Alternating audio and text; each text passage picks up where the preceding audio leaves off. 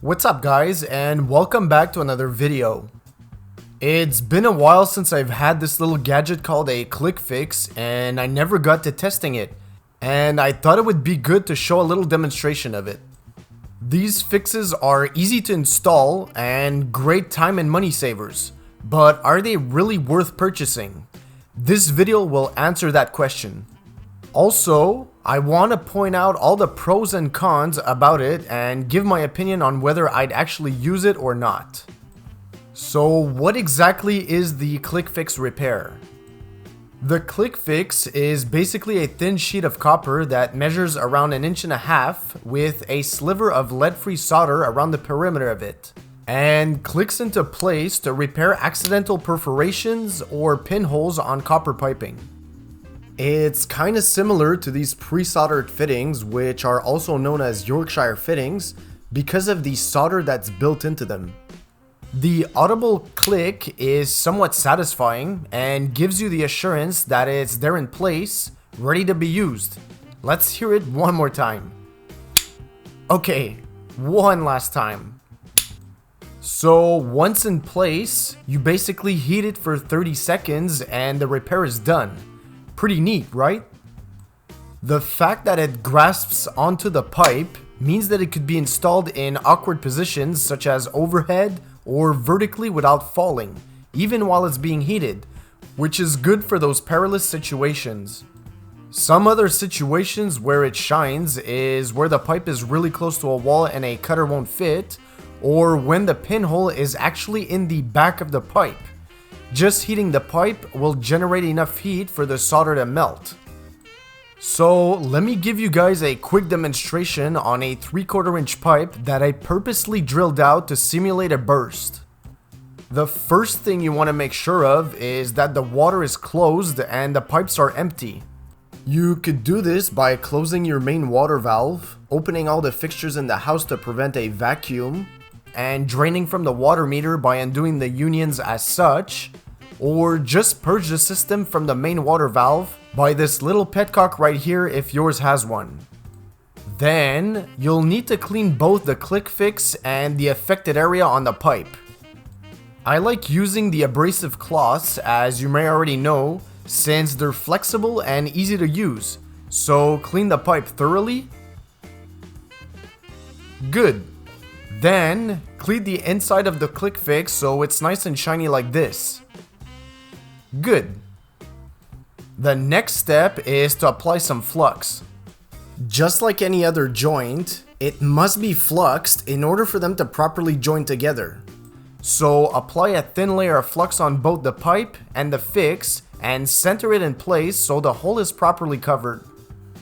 At this point, you could even make 2 pencil marks on the pipe as a reference just to make sure it's at the right spot. Then start heating it up. As you're heating it up, pay close attention to know when all the solder is melted. You'll see it pull up around the edge just like this, and you're done. If you have a split or burst pipe like this, the pipe needs careful attention. As you could see, the fix isn't able to have proper contact with the pipe, which you run the chance of it leaking.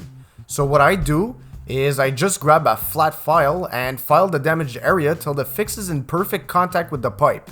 This way you're sure it'll make a good seal. Like always, after you're done soldering, wipe the entire joint so the flux doesn't eat up the copper pipe. This step is very important and shouldn't be put aside.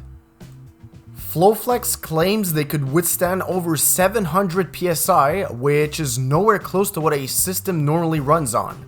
So I think that it passes the pressure test. Also, they claim that the ClickFix is a permanent solution and could stay on the pipe once installed, and has all the approval to do so, which is pretty neat. But are there any downsides to it? Unfortunately, there are. So let's scroll through them one by one. The first downside is the price. These little fellas go for $5 each and come in packs of 5, so expect to dish out a bit if you want some in your toolbox. If you compare these to what would normally be used to fix a damaged pipe, they cost 20 times the price.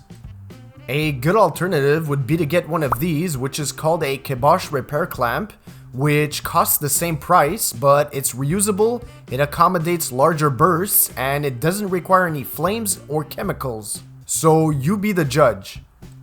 If you're interested in getting your own, I linked the Amazon links to both of these in the description box below. The second downside is the claim that they have of being permanent. These fixes are made in the UK and have approval there as permanent repair. But here in Canada or the US, they don't have this approval, which makes these non-code and basically illegal to use. Of course, if these are used as a temporary solution, you could use them anywhere you want, just so long as it's removed and replaced with the correct fittings. And lastly is they don't come in a protective box. Like I said in the beginning, they are made of a thin sheet of copper, and if stored in a toolbox alone, it's a question of time that they'll get deformed, which would remove their ability to grip and seal the pipe. A cheap remedy to this would be to use a pillbox to put them in, but I would have liked to see these come in a protective box so I don't have to think of this. So what's my opinion on these, and would I actually buy them and carry them with me? Personally, I prefer the two coupling method as a permanent repair and the kibosh clamp for a temporary fix, since I'm more old school when it comes to plumbing, but that's not taking anything away from them. If you live in Canada or the US, I wouldn't use these as permanent solutions as I stated above, but you'd be fine in the UK. And to finish off, to me, the advantage of using these compared to two couplings aren't enough for me to spend the money. And honestly, it doesn't take that much more time to do it the old school way. And that's it. I hope you guys enjoyed this review, and if you did, please help support the channel by clicking the thumbs up button, sharing with your friends, and subscribing to the channel for more upcoming videos. And until the next one, thanks for watching.